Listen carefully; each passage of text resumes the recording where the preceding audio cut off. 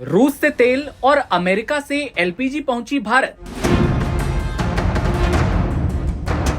युद्ध के बीच भारत के लिए डबल गुड न्यूज।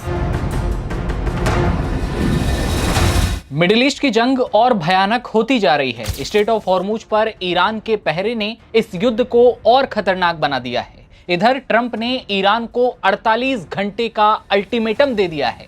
धमकी है कि अगर ईरान अगले 48 घंटे में हॉर्मुज को पूरी तरह नहीं खोलता तो उनके पावर प्लांट पर हमले होंगे। इन सब के बीच भारत ने बड़ी कूटनीतिक और जीत हासिल करते हुए एलपीजी गैस से लदे एक और जहाज को अपने पोर्ट तक पहुंचाने की सफलता हासिल की है। पेट्रोल, डीजल और गैस से लदे जहाज युद्ध के बीच भारत पहुंचे हैं और ये भारत की बड़ी सफलता है। रूस से क्रूड ऑयल आया है तो वहीं अमेरिका से एलपीजी गैस, यानी कि भारत के लिए डबल गुड न्यूज है। अब एलपीजी गैस सिलेंडर की मारामारी पूरी तरह खत्म होने वाली है। लेकिन कैसे? होटल, रेस्टोरेंट और छोटे ठेले वाले लोग भी इस खबर पर ध्यान दें। सबसे पहले तो आपको बता दें कि रूस से कच्चे तेल से लदा एक्वा टाइटन नाम का जहाज शनिवार रविवार की दरमियानी रात को कर्नाटक के मंगलुरु पोर्ट पहुंचता है, जहां वो समुद्र में लंगर डाले खड़ा हुआ है। यहां से पाइपलाइन के जरिए कच्चा तेल रिफाइनरी तक पहुंचाया जाएगा। इससे न केवल समय की बचत होगी बल्कि परिवहन के दौरान होने वाले जोखिम को भी कम किया जा सकेगा।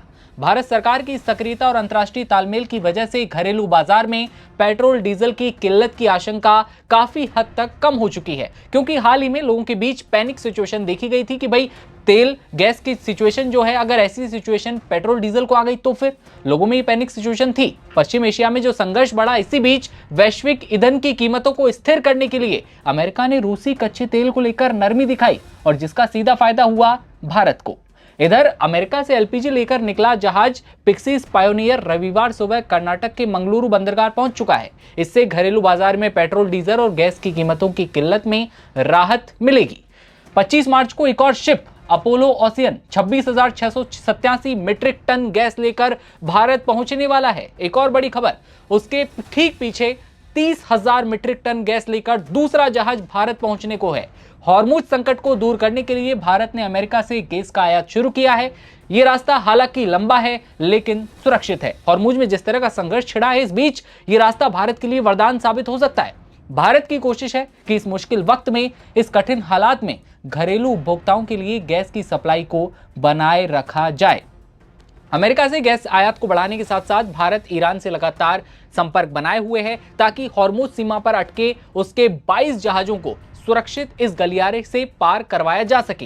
हालांकि सूत्रों ने दावा किया था कि 22 में से 2 जहाज जो हैं निकलने को तैयार खड़े हैं और कुछ समय में वहां से निकल जाएंगे। भारत के लिए यह भी एक अच्छी खबर थी, लेकिन आधिकारिक पुष्टि इस खबर की अभी तक नहीं हो पाई। गैस का आयात बढ़ाने से देश में मौजूदा किल्लत को हालांकि कम किया जा सकेगा। 2 जो जहाज आए हैं उनसे देश में इस किल्लत को, इस मारामारी को खत्म करने की जो तस्वीरें हैं अब वो सामने आने लगी हैं कि भाई गैस अब आसानी से लोगों को उपलब्ध हो जा रही है। लेकिन अब भी देश में कई ऐसे इलाके, कई ऐसी जगह हैं जहां पर ये हालात शायद तनावपूर्ण बने हुए हैं। इसी बीच सबसे पहले मिडिल ईस्ट के तनावपूर्ण हालातों की बात कर लेते हैं, माहौल की बात कर लें। स्ट्रेट ऑफ हॉर्मुज के रास्ते 2 भारतीय फ्लैग एलपीजी टैंकर भारत पहुंचे थे हाल ही में। 16 मार्च को एलपीजी लेकर शिवालिक जहाज और 17 मार्च को नंदा देवी जहाज एलपीजी लेकर गुजरात के वाडिनार पोर्ट पहुंचा था। ये दोनों जहाज ईरान, अमेरिका और इजराइल के बीच जारी समुद्री सैन्य गतिविधियों और बाधाओं को पार कर भारत के पश्चिमी तट तक पहुंचे थे। इन जहाजों के जरिए आई एलपीजी देश के घरेलू गैस वितरण आपूर्ति नेटवर्क के लिए बहुत ज्यादा जरूरी है, क्योंकि हालात देश में मारामारी के और किल्लत के देखे गए थे। ऐसे में युद्ध के माहौल के बीच भारत की रणनीतिक सफलता न सिर्फ ऊर्जा सुरक्षा को मजबूत कर रही है बल्कि देश के करोड़ों उपभोक्ताओं के लिए राहत भी लेकर आई है। तो ये थी तमाम बड़ी खबरें जो कि सामने आ रही हैं। राहत की खबर यही है कि भाई एलपीजी लेकर जो खतरे बने हुए हैं देश में, वो एलपीजी लेकर अब ये 2 जहाज भारत पहुंच चुके हैं। एक रूस से क्रूड ऑयल और अमेरिका से सस्ता तेल और साथ में आया है गैस। तो ये बड़ी खबरें थी, लेकिन क्या आपके शहर में, आपके इलाके में क्या अब भी ऐसी समस्याएं बनी हुई हैं?